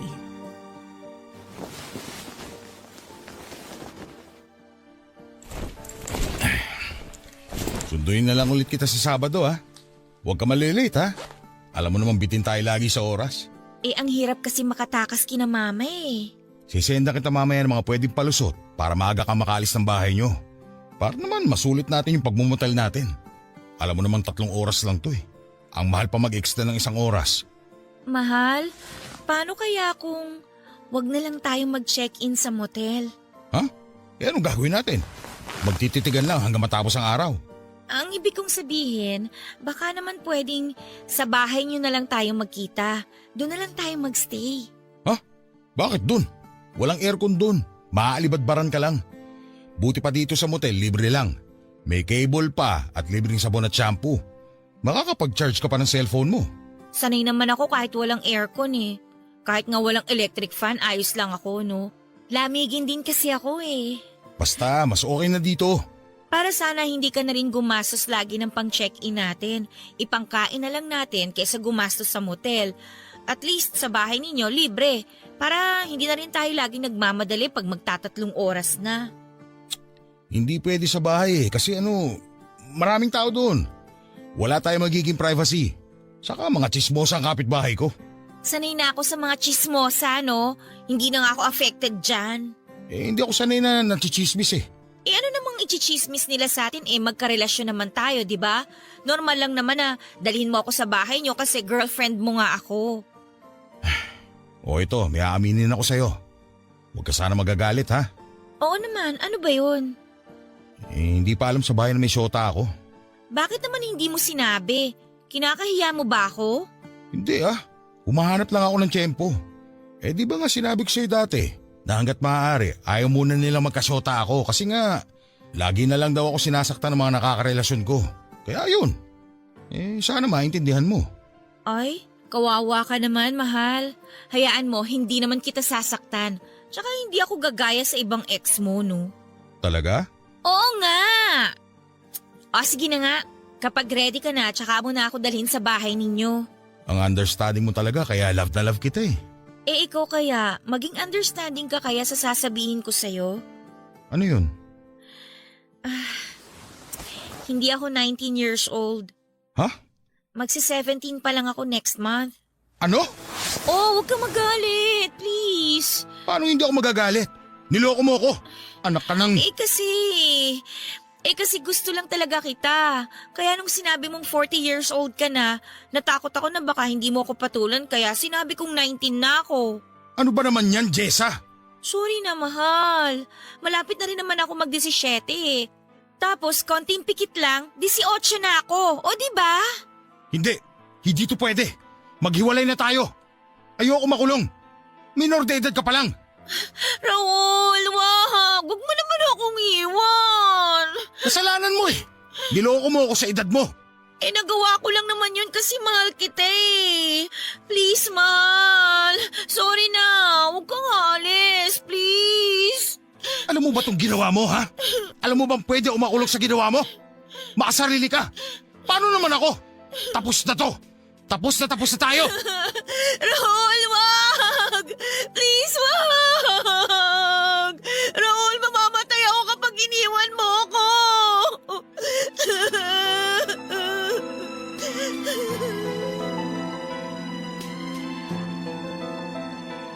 Nagwala noon si Raul dahil sa galit sa akin. Natakot ako dahil yun ang unang beses na nakita ko siyang nagalit ng ganon. Ilang beses ko siyang sinubok yakapin pero ilang beses niya akong tinulak papalayo sa kanya na para bang diring-diri ito. Naintindihan ko naman siya at malaki talaga ang pagkakamali ko sa kanya. Nakiusap ako at lumuhod pa ako sa harapan niya para hindi niya ako iwanan. Nakapag-desisyon na siya noon na hiwalayan na ako pero napigil ko siya noong inoffer ko ang katawan ko. Muling may nangyari sa amin kapalit ng hindi niya pag-alis. After noon, nag-ausap kami na talagang ililihim na namin ang relasyon namin. Pumayag naman ako dahil sa takot na mawala siya noon sa buhay ko. Pinagbutihan pa namin ang paglilihim ng relasyon namin. Natakot na ng sobra si Raul at kinakailangan niya mag-ingat dahil kapag nahuli kami, marahil ay kulong ito. Lahat ng utos nito sinusunod ko, wag lang siyang mawala sa akin. Naramdaman ko na nagbago na ito at medyo nanlamig. Naintindihan ko naman siya kung bakit. Kaya naman lahat ginawa ko. Bumalik lang ang dating sigla ng relasyon namin. Barangay Love Stories. Barangay Love Stories. Ang mga Kapuso shows mapapanood at mapapakinggan din abroad via GMA Pinoy TV, GMA Live TV at GMA News TV channels. Para mag-subscribe, visit www.gmapinoytv.com. Follow us at GMA Pinoy TV on Facebook, Twitter, Instagram, YouTube, Viber, and TikTok for the latest updates on Kapuso programs, artists, events, promos, and more. Salamat, Kapuso! Barangay Love Stories. Barangay Love Stories.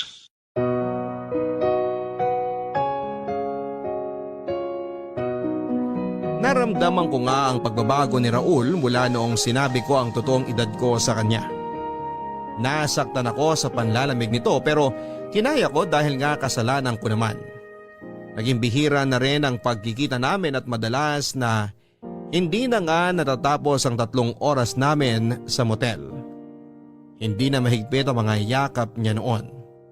Pati ang mga halik ay mababaw na rin. Hindi na ito masyadong nagchat-chat sa akin noon at saka lang magpaparamdam kapag gusto niyang magsiping kaming dalawa. Tiniis ko ang lahat ng yon sa takot na iwanan niya ako. Naging clingy ako dahil sa panlalamig nito, Papa Dudut. Pero mas lalo nga itong nairita sa akin dahil sa ginagawa ko sa kanya. Na-inlove na ako sa kanya ng todo, yun ang unang beses na talagang na-inlove ako ng totoo. Hindi ko na-handle ng maayos yung nararamdaman ko kaya ang labas ay nasakal siya sa sobrang pagmamahal ko. Dahil doon ay mas lalo tuloy na bawasan ang mga pagkikita at pakikipag-usap nito sa akin. In-unfriend na nga rin niya ako sa Facebook at sinabi niyang mag-text na lang daw kami dahil delikado sa Facebook. Sinunod ko naman yon, lahat ng gusto niya, sinunod ko. Baka sa susunod na buwan na tayo magkita ha? Bakit? Busy sa trabaho. Basta lagi mo akong i-update ha. Ite-text na lang kita kapag magkikita na tayo. So habang wala ka, hindi tayo magkakausap kahit sa text lang? Oo, para safe. Mamaya pakialaman pa na magulang mo yung cellphone mo. Mabisto pa tayo. Mahirap na. Okay. Oh, nagtatampo ka? Hindi. Alam ko na yung ganyan mo eh. Kasi naman napapansin ko sa'yo tsaka ka lang magte-text sa akin kapag gusto mong mag-ano tayo. Tapos halos 1 oras lang tayo dito sa motel. Wala na yung dating yakap, yung halik, nood ng TV. Lagi ka nagmamadaling umalis. Alam mo naman yung sitwasyon natin, di ba? Oo, alam ko. Pero sana naman huwag ka man lamig sa akin. Huwag mong iparamdam na sex lang ang habol mo. Uy, hindi totoo yan. Mahal pa rin naman kita. Gusto ko lang talaga mag-ingat. Okay. Tara na nga, baka mahuli pa tayo. Nakakahiya naman sa'yo. Teka nga, huwag ka na magtampo. Ha? Sorry na. Babawi ako sa next. Lagi ka namang ganyan Napaka-arte mo, alam mo ba yun? Ang hirap mo suyuin. Napakaisip bata mo. Sa bagay, bata ka pa talaga. Minsan ka na nga lang manuyo, ganyan ka pa? Ayoko na. Bahala ka sa buhay mo. Nakakasawa ka na. Maghiwalay na tayo. Wag! Sorry na. Sige, okay na ako. Okay na. Ayoko na talaga, Jessa. Nakakapikon ka na eh. Mabuti pa talaga una pa lang tinapos ko na to. Sana pala hindi na ako nagpatukso ulit sa'yo. Hindi, wag! Wag mo naman akong iwan, please! Mahal na mahal kita. Okay na kahit hindi na muna tayo magkita. Kahit hindi mo ako i-text. Kahit na sex lang ang habol mo. Sige! Ipamukha mo pati sumbat sa akin na sex lang ang habol ko sa'yo. Sige pa! Iiwan na talaga kita. Raul! Huwag ka namang ganyan. Huli na to. Ayoko na talaga. Buntis ako! Sobrang desperado mo na talaga, no? Para gamitin niya ang pagbubuntis. Pinagpipilis kita, huwag kang tanga. Hindi ko ginamit yon. Lahat tinapon ko. Anong katangahan ang pumasok sa utak mo? Bakit ka nagpabuntis sa akin? Kasi nga, mahal kita. Dahil sa ginawa mo, mas lalo ako nawalan ng gana sa'yo. Dinagdagan mo na naman ang kasalanan mo sa akin. Bahala ka na sa buhay mo. Ito na ang huling pagkikita natin. Yung dinadala mo, problema mo na yan. Labas na ako dyan. Ikaw ang problema dito dahil marami akong ebidensya na ikaw ang nakabuntis sa akin. Akala mo takot ako? Wala kang hawak sa akin, Jessa. Lahat ng usapan natin sa Facebook hanggang sa mga pictures mo at pictures natin na nakahubad, nakatago sa akin sa bahay. Gagamitin ko yung laban sa'yo kung hindi mo ako paninindigan. Anong ginawa mo, Jessa? Babaliw ka na! Gusto mo talaga sirain ang buhay ko! Hindi naman masisira ang buhay mo kung itutuloy natin to eh. Itanan mo ko, malayo sa pamilya ko. Walang makakaalam kung sino ako pag nasa inyo na ako. Hindi nila malalaman yung edad ko. Sige na, magsama na tayo. Jessa! Jessa! Ano ba itong pinasok ko? Raul, huwag mong gawin yan. Huwag mo iuntog yung ulo mo sa dingding. Yun lang naman kasi ang paraan para hindi ka makulong eh. At para maging masaya na tayong dalawa. Magiging pamilya na tayo.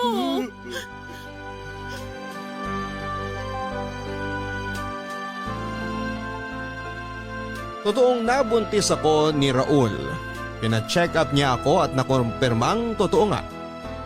Bala ko sana noon na ipaalam sa kanya sa next naming monthsary pero dahil tinakot na ako nitong iwan niya, nasabi ko tuloy ng mas maaga.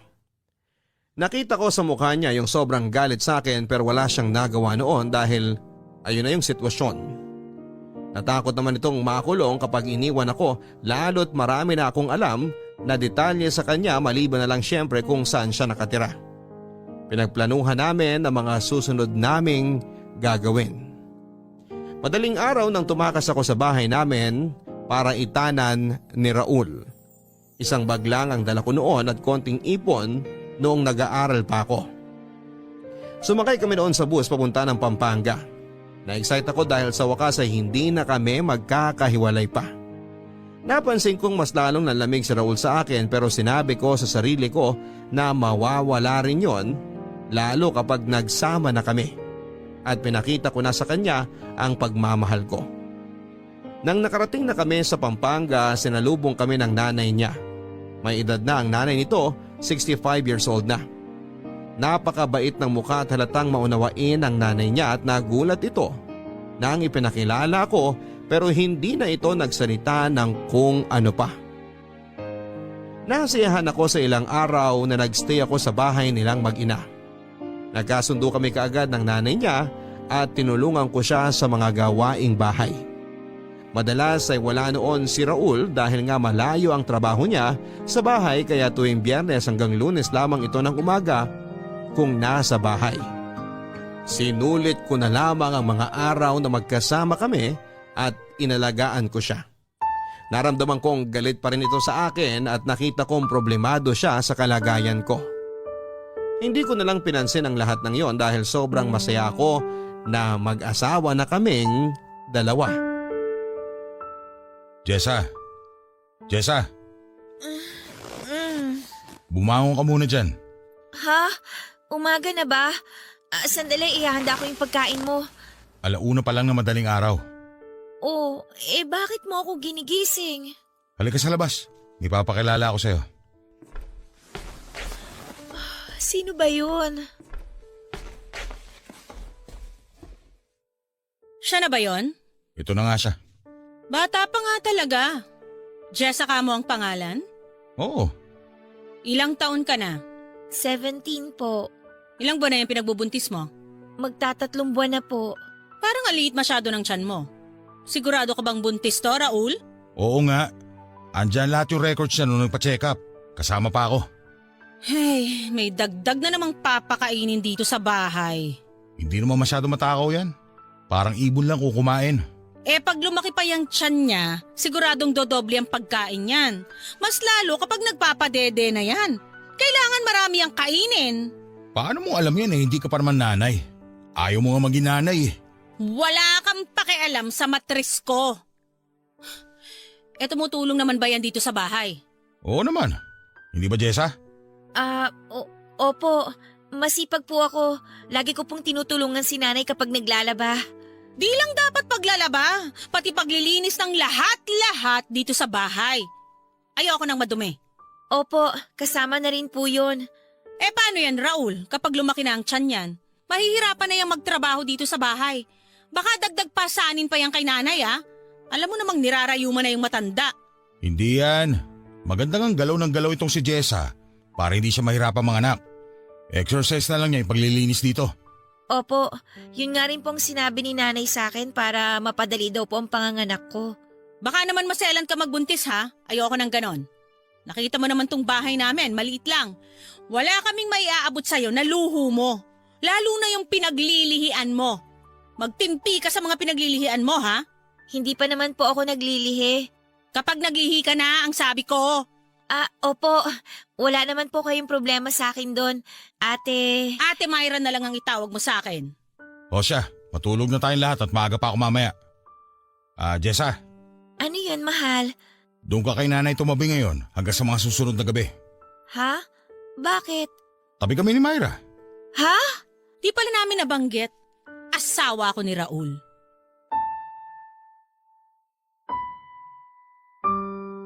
Nanlamig ako nang narinig ko na sinabi ni Ate Myra na siya ang asawa ni Raul. Hindi ako makapaniwala noon. Humingi pa ako ng paliwanag noon kay Raul pero sinabi niya na saka na lang niya sasabihin ang lahat. Wala akong nagawa noon kundi ang matulog sa tabi ni nanay. Hindi na nagulat si nanay nang tumabi ako sa kanya. Tila alam na niya na alam ko na ang lahat. Sinabi nito sa akin na siya na lang ang magkukwento ng lahat pagkagising namin. Hindi ako nakatulog noon dahil sa mga nalaman ko. Hindi pa natutulog sina Myra at Raul noon. Pinakinggan ko ang usapan nila at narinig kong nagtatalo sila tungkol sa kalagayan ko. Narinig ko rin ang mga plano nila para sa akin. Ilang ulit sinabi ni Raul na malaking tulong ako sa bahay dahil malinis ako at masikaso. Natuwa ang puso ko noon. Maya-maya pa ay narinig ko na silang naghahalikan hanggang sa narinig ko na lamang ang ingay sa kanilang kama. Naiyak na lamang ako noon, Papa Dudut. Naramdaman ni nanay na umiiyak ako kaya naman hinaplos nito ang aking likuran hanggang sa makatulog na ako. Nalaman ko kinabukasan kay nanay na matagal na palang mag-asawa sina Raul at Myra. 15 years old pa lamang daw sila noong nagtanang dalawa at tumira doon sa bahay ni nanay. Di sila nagkaroon ng anak dahil ayaw ni Myra. Tulad ni Raul, sa malayo rin ang trabaho ni Myra kaya tuwing Biyernes ng gabi hanggang Linggo ng hapon ito kung umuwi. Hindi pa rin ako makapaniwala na iisang bubong na lang kami noon. Mas lalong nahirapan akong paniwalain ang sarili kong napapayag ng ganon-ganon na lamang si Myra. Napatirahin sa bahay nila ang isang kabit na katulad ko. Naisip kong may iba silang plano sa akin at nagkatotoo nga ang iniisip kong yon. Naging katulong ako sa bahay ni Raul. Naging utusan lagi ni Myra tuwing andun siya sa bahay. Pinaglalaba ako nito noon ng mga panty niya at nagagalit siya kapag kumukupas ang kulay ng mga yon dahil sa paglalagay ko daw ng bleach. Kahit kasi yung panty niya na may tagos ng dalaw niya, ako ang naglalaba noon at masyadong kapit ang dugo kaya naman kinakailangan ko yung i-bleach. Ganon din si Raul, Papa Dudut. Pinaglilinis niya ako ng sapatos niyang nakatapak ng dumi ng mga asong kalye o di naman kaya tagamasahin niya ako. Lahat ng gawaing bahay, mabigat man o magaan, ako ang pinagtatrabaho nila. Kapag hindi nakatingin si Raul at Myra, tinutulungan ako ni nanay. Pinagbawalan na nga nilang magtrabaho pa si nanay dahil matanda na ito, kaya ako na ang pinaaako nila sa mga gawaing bahay. Papadudot, nahirapan na ako sa sitwasyon ko. Sobrang bigat sa dibdib, Papadudot. Na yung pangarap mong ituring kang asawa tinuring kang kasambahay. Saka lang ako sinisipingan at tinatabihan noon ni Raul kapag wala si Myra. At gusto niyang madaliin ang lahat.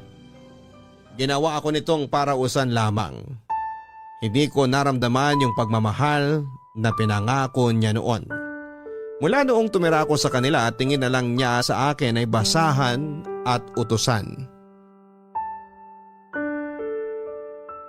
Pag napadugo mo yung kuko ko sa paa, Jessa, humanda ka sa akin. Babasagin ko yung panga mo. Opo, Ate Myra. Naligo ka na ba? Hindi pa po eh. Pagkatapos ko na lang pong linisan tong kuko ninyo. Ang baho mo! Sobrang asim ng amoy mo! Hindi pa po kasi ako nakaligo kagad kanina. Kasi po inutusan niyo ako maglaban ng bedsheet niyo. O parang nagrereklamo ka? Ay, hindi naman po ate. Kung nagrereklamo ka na, mabuti pa umalis ka na dito para mabawasan yung pinapakain namin ng asawa ko. Hindi po ako nagrereklamo. Sinasabi ko lang po yung ginawa ko kaya po hindi po ako nakaligo. Sorry po. Sa amoy mong yan? Ewan ko talaga kung bakit ka natiis ikama ng asawa ko. Hindi naman po ako bahuin. Ngayon lang po talaga dahil nababad po ako sa pawis. Wag mo na akong rasunan. Mabaho ka talaga. Saka tingnan mo nga yung itsura mo. Ang bata-bata mo pa pero mukha ka ng 40. Pasensya na po talaga. Akala ko naman kung napakaganda mo nung sinabi sa akin ng asawa ko na nabuntis ka niya. Sobrang bilasa mo. Di pa man din nakakalabas yung bata sa tiyan mo. Paano pa kaya kapag nanganak ka na? Ano pong kulay ang gusto niyo sa kuko niyo? Yang itim. Kasing itim mo. Joke. Ayos lang po. Nangitim lang ako kasi nababad po ako sa araw nitong mga nakaraan. Bawat sabihin ko talaga may sagot ka, no? Kasi po pag hindi ako umimik, mas lalo po kayo nagagalit eh. Kahit anong gawin mo, mararamdaman mo lagi ang galit ko. Sa kakirihan mong babae ka, ayan! Nabuntis ka tuloy. Hindi po sadya ang pagbubuntis ko. Gaga ka, malandi ka! Sinabi na sa akin ni Raul na sinadya mo. Tinapon mo raw lahat ng pills na binili niya sa'yo. Nagpabuntis ka para ibahay ka niya. Inek-nek mo, tignan mo kalagayan mo ngayon. Kala mo siguro magiging asawa ka na nung kumag na yon, no? Di ka nag-iisip, gaga. Puro init lang ng katawan ng pinapairal niyong mga kabataan. Tanggalin ko lang po tong ingrown nyo ha. Huwag po kayo magalaw. Ano na mangyayari sa'yo ngayon pagkatapos mo manganak? Aasa ka ng sustento kay Raul? Boba ka talaga? Maintenance nga ng nanay niya hindi niya maibigay-bigay? Ikaw pa kayang sampid lang? Hala! Sabi ko po kasi huwag kayong magalaw eh. Animal kang babae ka? Sinabi ko na mag-ingat eh! Ayan! Dumugo na! Aray! Pwisit kang babae ka! Di ka na talaga makagawa ng tama! Aray, sorry po. Teka po, ayusin ko ate. Maayos mo pa ba yan? Tonta ka talaga? Ano yan? Matatanggal mo yung sugat? Ano ka? Faith healer? So sorry po talaga. Kukuha lang po ako ng... Aray! Aray ko! Dali mo kumuha ng alcohol doon! Gigigil ako sa'yo eh! Leche kang kabit ka! Leche!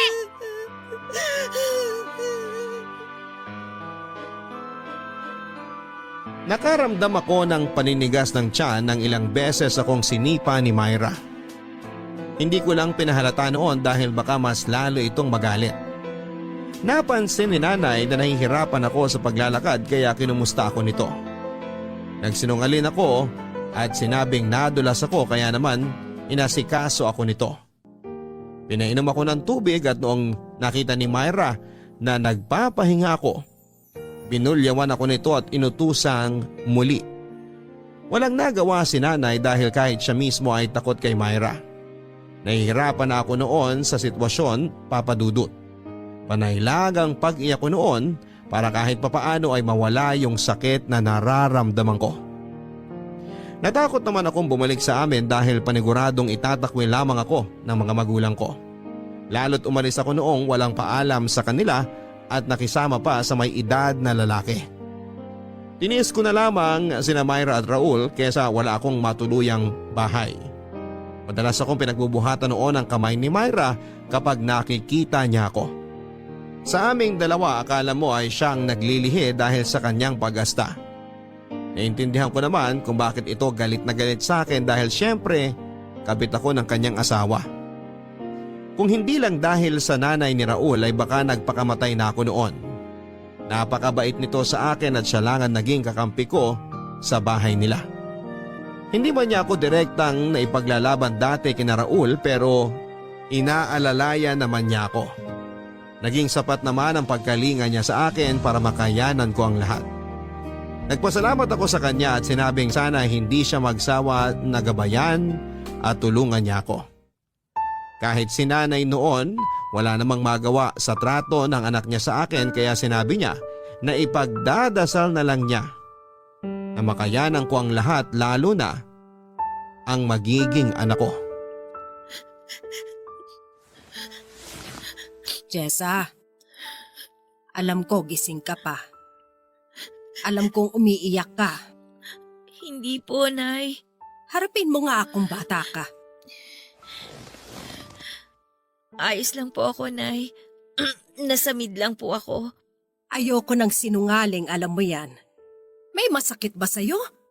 Wala po. Ang tiyan mo. Baka naman may problema na naman sa tiyan mo at hindi mo na naman sinasabi sa akin. Wala po. Nasamid lang po talaga ako. Ang sinasamid, inuubo, hindi humihikbe. Magsabi ka sa akin ng totoo. Ay, sige lang. Iiyak mo lang habang wala yung mag-asawa. Makakagaan yan sa dibdib mo. Nahihirapan na po ako, Nanay. Alam ko. Hindi ko na po alam ang gagawin ko. Hindi ko na po alam kung saan ako lulugar. Kasi bawat sulok dito sa bahay, alam kong mali ako.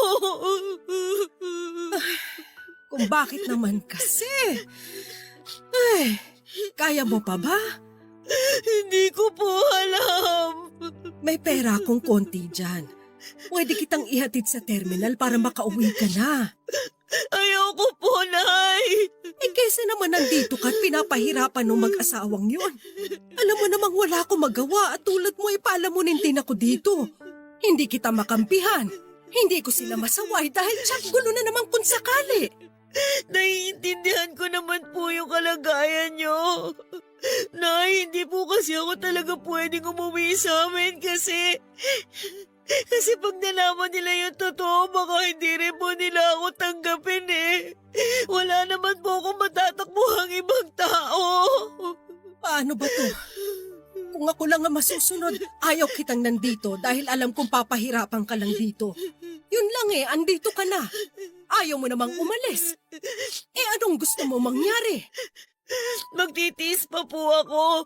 Baka kasi mag-iba yung trato nila sa akin pag tumagal. Baka mahalin din po nila, tanggapin nila ako. Mahalin at tanggapin? Malabo yan. Alam mo namang merong Myra. Mag-asawa sila ni Raul. Alam mo namang kung anong posisyon mo dito sa bahay. Baka kasi po, mahalin ako ulit ni Raul tulad po ng dati. Madadagdagan na naman tong sakit na nararamdaman mo sa sasabihin ko, Jessa, anak. Anak ko si Raul at ramdam ko siya.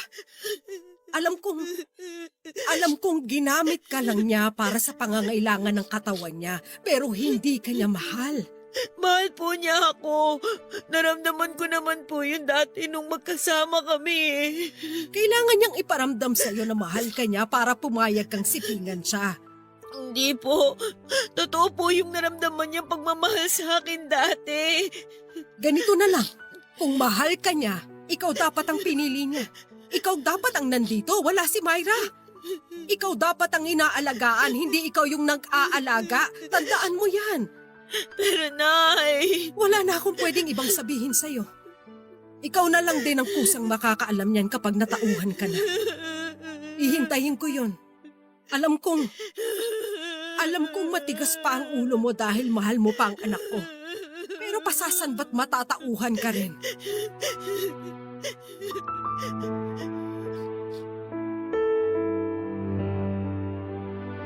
Ilang beses akong inofera ng tulong ni nanay na makaalis na sa poder nila.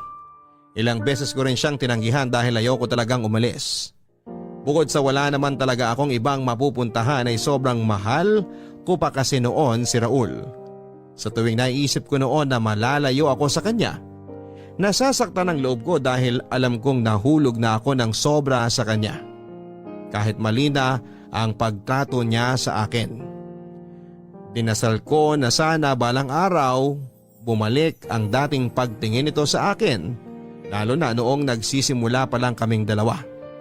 Hiniling ko na sana ay makatulong yung magiging anak namin para makita niyang mahalaga rin ako sa kanya. Inalagaan ko ang ipinagbubuntis ko sa takot na baka kapag nakunan ako, papalayasin na ako ni Raul. Alam ko naman dati na kinuha niya lang ako dahil may pananagutan siya sa akin. At hindi dahil gusto niya. Sinuguro kong maayos ang kalagayan ng anak namin dahil ito ang susi para maging ayos na ang lahat sa amin ni Raul. Papadudod para akong naging masamang ina dahil ginamit ko ang anak ko para mapalapit kay Raul. Barangay Love Stories. Barangay Love Stories. Ang mga Kapuso shows mapapanood at mapapakinggan din abroad via GMA Pinoy TV, GMA Live TV at GMA News TV channels. Para mag-subscribe, visit www.gmapinoytv.com. Follow us also at GMA Pinoy TV on Facebook, Twitter, Instagram, YouTube, Viber, and TikTok for the latest updates on Kapuso programs, artists, events, promos, and more. Salamat, Kapuso! Barangay Love Stories. Barangay Love Stories. Lumipas ang ilang pang buwan at nakapanganak na ako, Papa Dudut. Hindi may pintaang saya ko noon ang makita at mahawakan ko ang aking anak. Nagpapasalamat ako sa Diyos dahil hindi naging mahirap ang pagluwal ko sa aking anak na lalaki. Nalungkot lamang ako dahil ni minsan ay hindi ako dinalaw ni Raul sa ospital. Si nanay lang ang umasikaso noon sa lahat mula nung tinakbo ako sa ospital hanggang sa makalabas.